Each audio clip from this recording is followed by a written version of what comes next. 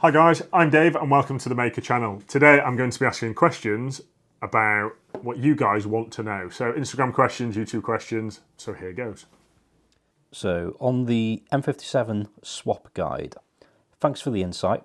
How would this engine go in a 4.5 ton 4x4 truck? So interesting. I know a few people have fitted these into pin scours. Some have fitted them into heavy defenders, so like 110s that are very expedition spec. I'd say it's all down to gearing. So I'll tell you what we've got planned. Let a couple of my secrets out here. So we're going on Project Hilda. That car will probably be 4 ton, I can guarantee it, the amount of stuff John's packing in the back. That's going to be M57, 1.2 ratio transfer case, sorry, MT82, heavy duty throughout, transfer case 1.2 ratio. Currently, we might drop down to maybe 1.4, we don't know yet. The car's going to be running 35-inch boots. He's having 4.1 ratio in the diffs to help the diffs out a little bit, helps the transfer case, obviously, and then helps the gearbox, helps the clutch in turn. I'd say there's ways and means, but there's a lot to be said about keeping an M57 in standard form for low down grunt. So bear that in mind. Probably a dumb question. Can you swap an M54 engine into a Defender 110 Puma? Never done it. I don't see why not. If it's a BMW, it can be mounted. When you do M57 swaps, do you change or upgrade parts on the drivetrain or do they remain stock? Excuse me.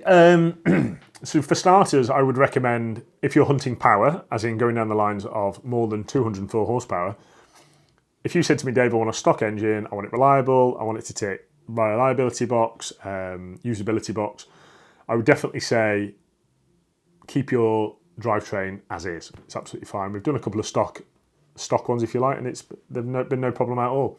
We find the way the power comes in, because it's not so ferocious. Like the Pumas are actually really torquey engines. They're very bang, bang, bang, because you've only got a very short rev range. Because the BMW revs all the way past 5,000 RPM, you don't need... I don't want to like set myself up for a fall, because I don't know. There's a lot of liability kind of guys out there, and women, that drive with a heavy feet and heavy clutch pedals. What I want to say is, if you drive hard and you abuse your vehicle, upgrade things, basically. There's the food wagon. Also, what do you think about the 184 horsepower engine M57, which is also an iron block? So the 184 iron block, I've actually got one in here now, that's what's in Project Nardo. Fantastic engine, because you can transfer lots of goodies from the 204 and the 218, and if you change the head, it's limitless. But the 184, the fuel pump, so the high pressure fuel pump, is very lazy. So to get back, I want to say you could probably pull 250 horsepower out of it, but that's about it. May feel a bit of a stupid question, but feels as if we may be getting shafted soon for older diesel vehicles. Would there be any possibility of a similar BMW inline 6 petrol version? That is something we're working on. So the B58, the same engine that is in the new Ineos Grenadier, is the engine that we will be installing. So it's what's found in things like the M4, some 3 Series, 5 Series. We are doing the straight 6, and after seeing the new Defender Octa, I was like, I wonder if we can get our hands on one of those engines.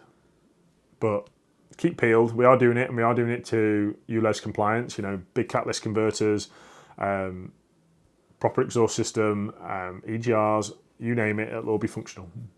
Not so much a question, this one. Again, on the M57 swap guide. Stephen Howson, I need to sort out the rust and the chassis swap, but I do see myself going for an M57 at some point, or a V8 for the noise. Which would you prefer?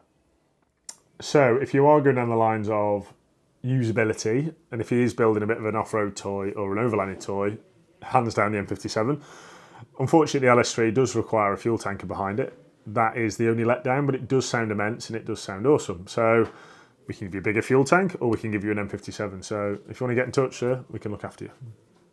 What do you suggest as an HP cutoff between moving from the 16-inch to the 18-inch? That's an interesting one. So we've done a couple of 480 horsepower LS3s with cars with our 16-inch brake kit. I wouldn't say it's too much about power. I'd say it's about, you know, what the car actually is. So Defender 90 with 480 horsepower, you can get away with a 16-inch brake kit. It stops on its nose because the Defender is light. But if you were going to put it into a Defender 110, we've never had any issues really with them stopping. I almost want to say my 18-inch brake kit is totally overkill. It will stop, and I have designed it to stop a car towing a 3.5-ton trailer fully laden with another Defender on the back. That's what we based it on, because that's what, you know, we used to use, and we know a lot of people that use Defenders for hauling things because they're such a versatile machine. So I don't think it'll make much difference, obviously, but the 18-inch braking kit does carry a lot more braking force. On our rodent video, where's the grill from? So the grill is an item that is made for us. If you want one, I think they are about £200 plus VAT roughly on our website. So if you want one, guys, don't be afraid to get in touch. Mahker.com. What ECU are you using on the B58? Are the mounts available to buy yet? So the B58 guys, we are using SCS Delta. Get in touch with those guys. You have to send them your loom. They modify your loom and they send you back an ECU with a startup basically file to get you going. The mounts are not available just yet. We need to get our own one in first, get it all finished and finalised before we're selling them to the public. But if you are genuinely interested, guys, drop me an email or drop me a WhatsApp, and, you know, I will reserve you a set amount. It's frustrating at the minute. I'm even having people sending me messages saying, oh, can I buy the laser cut file off you or the DXF file? It really does make my blood boil, guys, when people ask me for all my hard R&D in a file, like I'm just going to give you all my information. So the next person that asks me that, you're going to get a tune, basically. Comment on our first drive video with Gwyn. It can be very, very docile, or it can be, not that I know, that I'm sure that it could be an animal as well.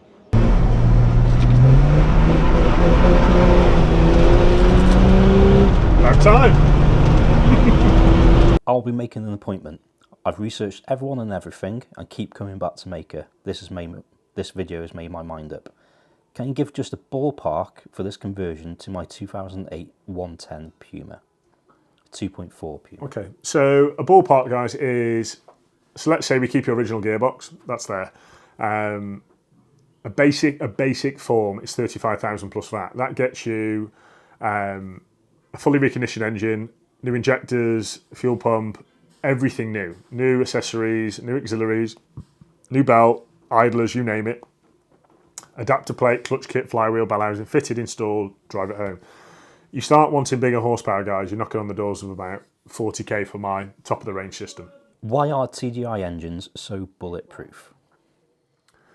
So, you've got to ask yourself, Land Rover started off with the series. They started off with the Series 1, the old side valve, iron block, and then they went to Series 2, then they went to Series 3. It's all about progression, guys. It's the same as, let's say, how Land Rover are now. So, it's going to get dragged out, this is.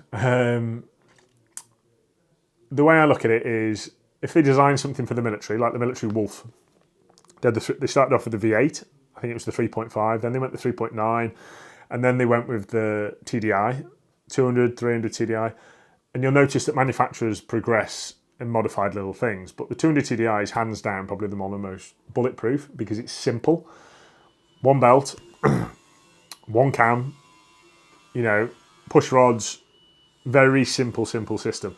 So if it loses a piston, it can keep on going. I've seen them eat a piston and keep running. I remember in Afghan, there was guys out there that were running them with no air filters, and I was like, oh my God. It came into the workshop and I was like, how is this thing even running? They've literally been pouring sand in the engine to try and destroy it because they get a brand new Jackal. For those who don't know what a Jackal is, it's an all singing, all dancing, Cummins powered monster that is independent suspension, and of course, if they destroyed their Wolf, they would get a nice new Jackal. So after seeing these Wolves that have practically been, let's say, denied and tried to be destroyed, and they still stood up to the abuse, to squaddies trying to destroy them. So there's your reason. Your office seat, from what I can see, looks great. Where can I get these? Assuming it was a car seat at some point. So this office chair was custom made just for me. If you want one, drop me an email. They weren't cheap, guys. They were about £17.50 a piece. Plus the mechanism underneath it and the runners, etc. in the frame. But I love this because It sits back, you can recline it, but you have to be very careful because centre of gravity overcomes you sometimes. I have ended up, on the deck. But these are, these are a Corbeau seat that's been retrimmed in beautiful rustic leather. And if you'd like one, I want to say £2,200 plus the VAT, finished. Do you have a recommended powertrain for a Land Rover that has a non-electric control system? This is a purely mechanical diesel engine and a manual gearbox. You're going to struggle on that one. I will go into the OM606, right? So the OM606 does carry the reliability of very simple. You can literally start it using, cables if you wanted to, or bale twine. You still need power, obviously, to drive the starter motor unless you're going to get a cranking handle out. But you could do it with a cranking handle if you had to get it thing fired up. We do love the Cummins. The Cummins is too heavy though. We've come to the conclusion, guys, that the Cummins is just far too heavy for the Defender. We can make an M57 super simple, but you do require an ECU. I'd say stick with the TDI if that's what you want. Simplicity, TDI, and the only electric you require is the fuel solenoid, which can be changed for a plunger type. If you want to basically go out and cock a lever or a pull stop like you have on a tractor. I'd say that's your best bet for a Land Rover. What engine would you recommend for touring around Australia and America? M57, hands down. What suspension would be best for off-roading and touring?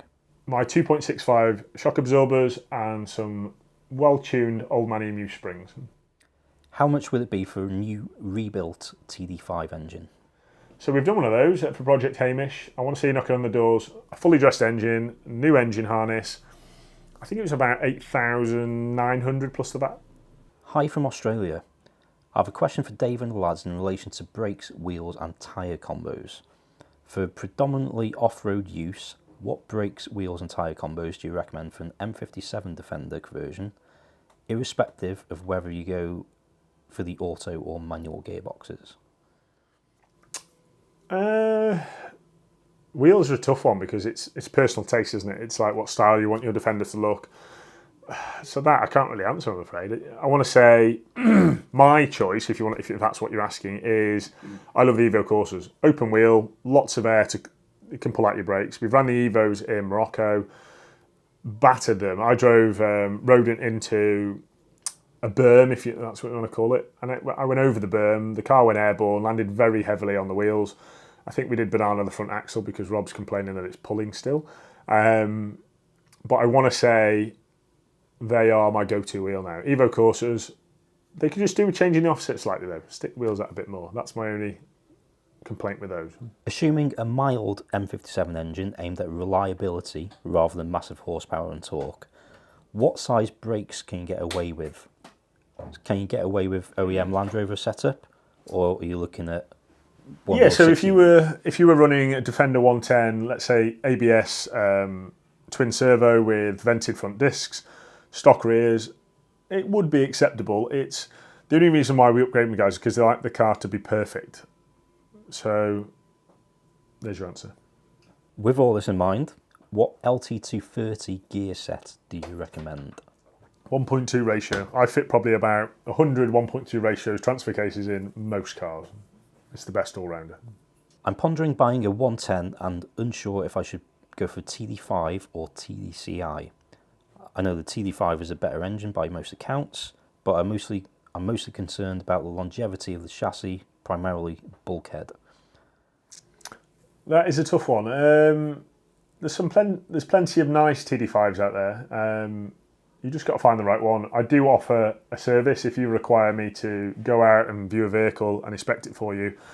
You're knocking on the doors of about £500 plus VAT. If you want me to go and visit, somebody, depending obviously where it is, don't go sending me to the other side of Scotland, but I'm happy to look at a vehicle and evaluate it for you. Or if somebody has got a nice build that they want to sell, tell me what you're after or what you need to sell, and I'll help you do that. Anyway, guys, that's the questions done, and really appreciate your interest, and I hope I've ticked your boxes when it comes to answers. Don't be afraid to ask whatever you want. I'm not telling you what underwear I've got on, obviously. But anyway, if you need to know anything about Mahker, anything about the business, don't be afraid to ask. And bring your Defender to me, because what I would rather do, guys, I'm a face-to-face kind of guy, pretty old school. If you want something doing on your vehicle or you want me to install an engine, don't just keep sending me email. Guys, I hate me emails. I do not like sitting here and reading emails. It bores me. So please come and see me, right? And grab hold of me and go, Dave, I want to give you some money and I want this doing, okay? And that's it pretty much. So please make your interests and come and see me and we'll make it happen. Thanks again for watching. I'll see you again soon.